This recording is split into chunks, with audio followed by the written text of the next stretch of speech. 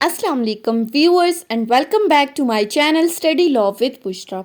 So we were discussing Law Gate syllabus and in today's video I am going to discuss Article 46 of Qanun-e-Shahadat Order 1984.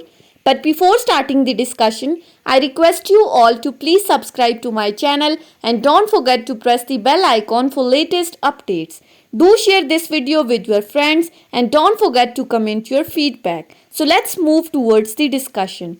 Article 46 basically deal करता है cases in which statement of relevant fact by the person who is dead or cannot be found is relevant or not. अब इस article के अगर आप title को समझें तो इसमें क्या कहा गया है कि ऐसे केसेस जिनमें रेलेवेंट फैक्ट से रिलेटेड दी गई कोई भी स्टेटमेंट, ठीक है, रेलेवेंट फैक्ट जो कि मेन फैक्ट के साथ रिलेट कर रहे हैं, कनेक्ट कर रहे हैं, उनसे दी गई स्टेटमेंट किसी ऐसे पर्सन्स की तरफ से जो कि जिनकी या तो डेथ हो चुकी है या वो मिल नहीं रहे, क्या वो रेलेवेंट हैं या नहीं.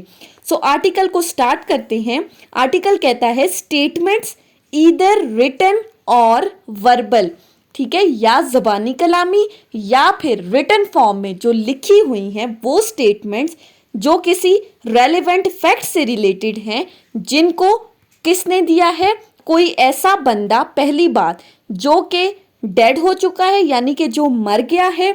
सेकेंडली, और who can not be found, या वो बंदे जो मिल नहीं रहे, कहीं गुम हो गए, कहीं चले गए हैं.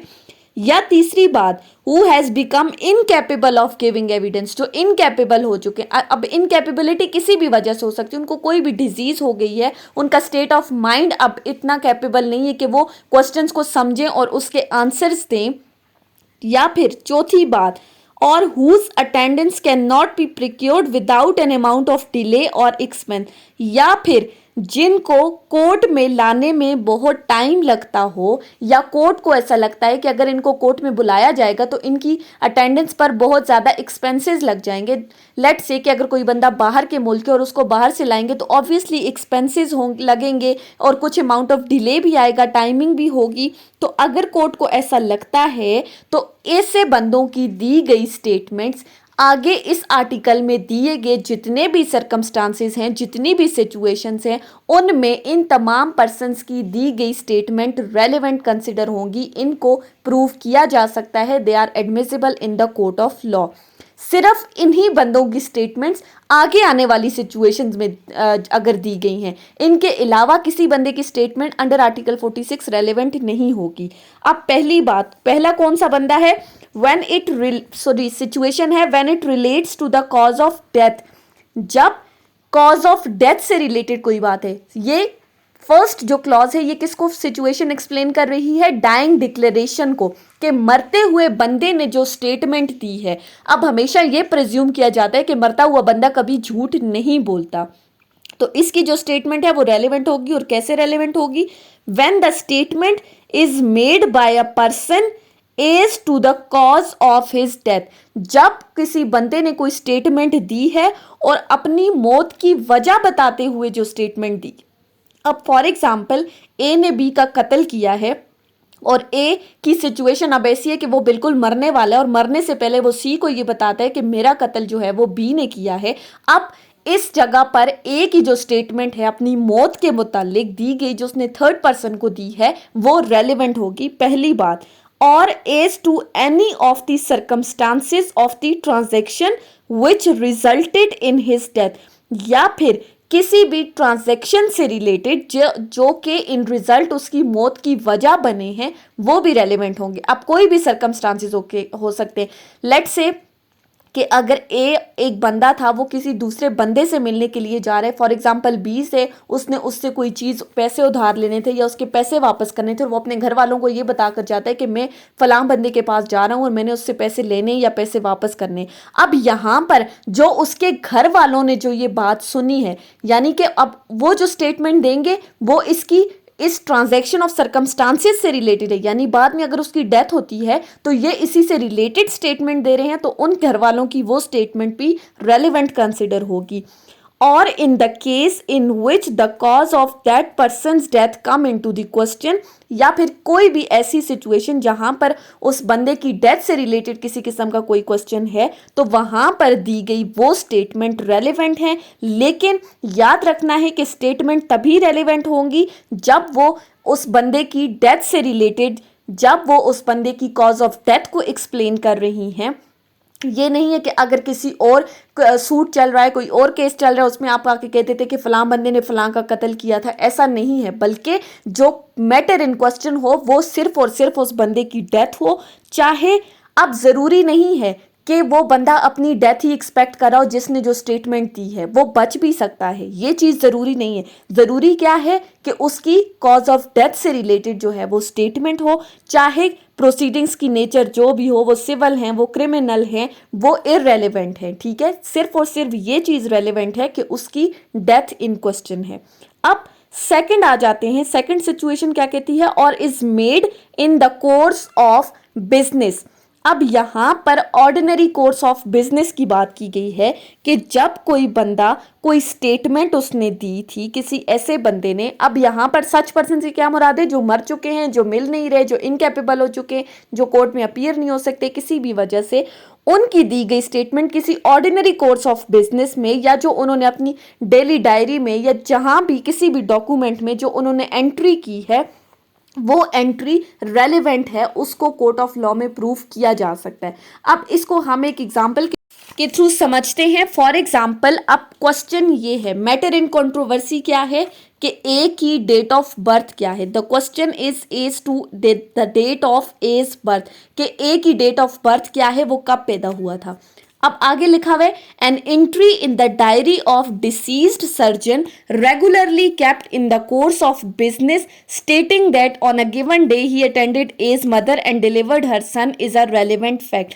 अब ए जो एक डिसीज्ड सर्जन है, जो सर्जन है जो मर चुका है, जिसने अपनी डेली डायरी में बाकायदा अपनी सर्जरीज के बारे में लिखा हुआ है, वो हर रोज अपनी लिखता था कि फलां दिन उसने किसकी सर्जरी की थी। अब उसकी ये डेली डायरी में इस सर्जरी का मेंशन होना कि फलां दिन पर उसने एक ही मदर को अटेंड किया था, उसकी सर्जरी की थी, और उसने जो एक बेटा डिलीवर किया था वो क्या है, वो एक रेलेवेंट फैक्ट है। तो यहाँ से हम एक ही डेट ऑफ बर्थ का अंदाज़ा लगा सकते हैं।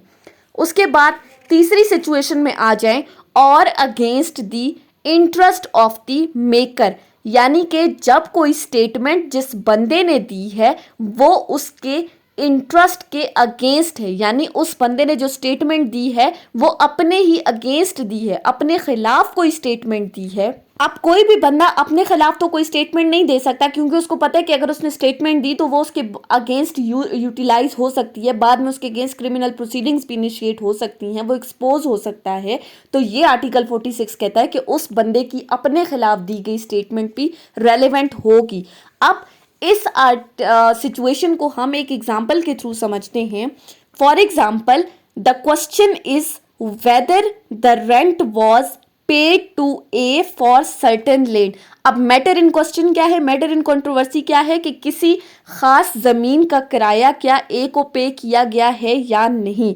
अब यहां पर a letter from A's deceased agent to A saying that he had received the rent on A's account and held it that on it at A's order is a relevant fact। अब यहाँ पर ए का जो deceased agent है, जिसने इस particular ज़मीन से रिलेटेड कोई किराया वसूल किया था और उसने अपने पास एक जगह पर लिख दिया था, अब वो जो लेटर मौसूल हो रहा है कि ए के एजेंट ने वो किराया वसूल किया है, वो एक रेलेवेंट फैक्ट है।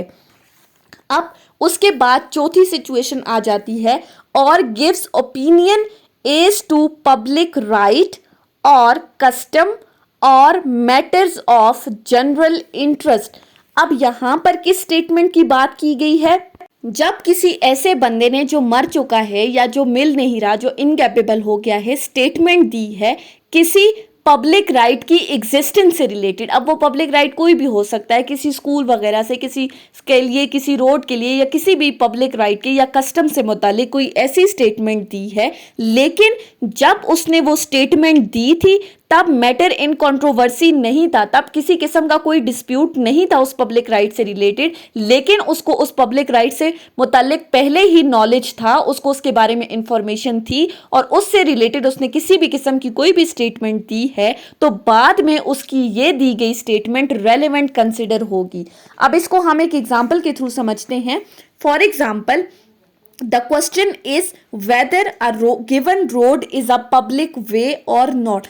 अब मैटर इन कंट्रोवर्सी क्या है कि एक फलां रोड जो है वो पब्लिक वे है या नहीं, वो पब्लिक जनरल पब्लिक के लिए या किसी खास इलाके के लोगों के लिए है या नहीं। अब यहाँ पर a statement by a deceased headman of the village, ए कौन है? Deceased headman of the village, जो उस इलाके का हेड है, चाहे वो डिसीज्ड है या वो मिल नहीं रहा या वो इनकेपेबल हो गया है, उसकी दी गई ये स्टेटमेंट कि ये जो रोड है ये जनरल पब्लिक के यूज़ के लिए है, वो एक रेलेवेंट फैक्ट है और उसको आप प्रूफ कर सकते हैं एज पर आर्टिकल 46। अब उसके बाद आ जाएं तो जो सिचुएशन 5 और जो सिचुएशन 6 है वो दोनों एक दूसरे के ऑपोजिट हैं, लिहाजा हम उनको इकट्ठा ही पढ़ेंगे। सबसे पहले आ जाते हैं सिचुएशन 5 के ऊपर। सिचुएशन 5 क्या कहती है? Or relates to the existence of any relationship. यहाँ पर बात की गई है जब कोई स्टेटमेंट किसी भी एग्जिस्टेंस ऑफ रिलेशनशिप से मुतालिक है, किसी भी ब्लड रिलेशन या मैरिज से मुतालिक या एडॉप्शन से रिलेटेड है, तो ऐसे टाइम पर उस बंदे की दी गई स्टेटमेंट जिसको इसके बारे में स्पेशल नॉलेज था, जब वो स्टेटमेंट दी गई थी उस वक्त ऑल्दो डिस्प्यूट नहीं था, लेकिन उस वक्त उसकी दी गई वो स्टेटमेंट जो है वो रेलेवेंट कंसिडर होगी। फॉर एग्जाम्पल, अब मैटर इन क्वेश्चन क्या है कि whether or when A and B were married, कि क्या ए और बी की मैरिज हो चुकी है, अगर हुई है तो कब हुई है। अब यहाँ पर बी का जो फादर है सी, उसने अपने मेमोरेंडम बुक में अपनी डेली डायरी में ये चीज़ मेंशन की है कि फ़लाँ डेट पर ए और बी की शादी हुई थी, यानी उसकी बेटी की शादी फ़लाँ बंदे के साथ इस डेट पर हुई थी। अब ये जो उसने अपनी डायरी में मेंशन किया है मैरिज की डेट और मैरिज का होना, वो एक रेलेवेंट फैक्ट है। अब सिचुएशन 6 में आ जाएं तो सिचुएशन बात करती है or is made in will or deed relating to the family affairs. अब यहाँ पर स्टेटमेंट जो है वो किससे डील कर रही है? Existence of any relationship by blood, marriage और adoption between the persons deceased. Fifth situation में हमने क्या कहा? जिन्होंने स्टेटमेंट दी है वो मर चुका है, लेकिन जिनके बारे में स्टेटमेंट दी है वो जिंदा हैं। सिचुएशन 6 कहती है कि यहाँ पर जिन बंदों से मुतालिक स्टेटमेंट दी गई है उनकी डेथ हो चुकी है, यानी उनकी डेथ जिनकी रिलेशनशिप से रिलेटेड किसी भी किस्म का कोई डिस्प्यूट है। और जो स्टेटमेंट दी गई थी, चाहे वो विल में थी या किसी डीड में या किसी भी डॉक्यूमेंट में जो स्टेटमेंट दी गई थी, वो उस वक्त दी गई थी जब मैटर इन कंट्रोवर्सी नहीं था, जब उस वक्त डिस्प्यूट अराइज नहीं हुआ था। उस वक्त की दी गई जो भी स्टेटमेंट है वो रेलेवेंट कंसिडर होंगी। अब इसको हम एक एग्जाम्पल के थ्रू समझते हैं। For example, the question is whether A, who is dead, was the father of B। अब यहाँ पर मैटर इन कंट्रोवर्सी क्या है कि जो A है, जो मर चुका है, वो B का बाप है या नहीं। अब यहाँ पर a statement by A that B was his son is a relevant fact। अब A जो बंदा था जिसने अपनी जिंदगी के दौरान किसी जगह पर यह स्टेटमेंट दी थी कि बी उसका बेटा है, वो एक रेलेवेंट फैक्ट है, उसको प्रूफ किया जा सकता है अंडर आर्टिकल 46 सब क्लॉज 6। उसके बाद सिचुएशन 7 में आ जाए तो सिचुएशन 7 क्या कहती है? और in a document relating to the transaction mentioned in article 26 paragraph A. Article 26 में, सॉरी 27 नहीं, आर्टिकल 26 में हमने क्या पढ़ा था कि जहां पर कस्टम या किसी भी किस्म का राइट जो है वो रेलेवेंट है या नहीं। तो ये सिचुएशन कहती है कि जहां पर जो स्टेटमेंट किसी भी डीड, किसी भी विल या किसी भी डॉक्यूमेंट में दी गई है जो कि किसी ऐसी ट्रांजैक्शन से डील करती है जो आर्टिकल 26 पैराग्राफ ए यानी जो किसी भी कस्टम या राइट से मुतालिक है, तो वो एक रेलेवेंट फैक्ट है, उसको आप कोर्ट में प्रूफ कर सकते हैं। लास्ट सिचुएशन क्या कहती है?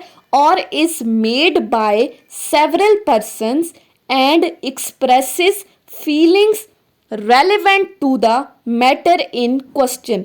अब यहाँ पर सेवरल पर्सन्स की बात है और एक्सप्रेशन ऑफ द फीलिंग्स की बात की गई है जो किसी भी मैटर इन क्वेश्चन से रिलेट कर रही हैं।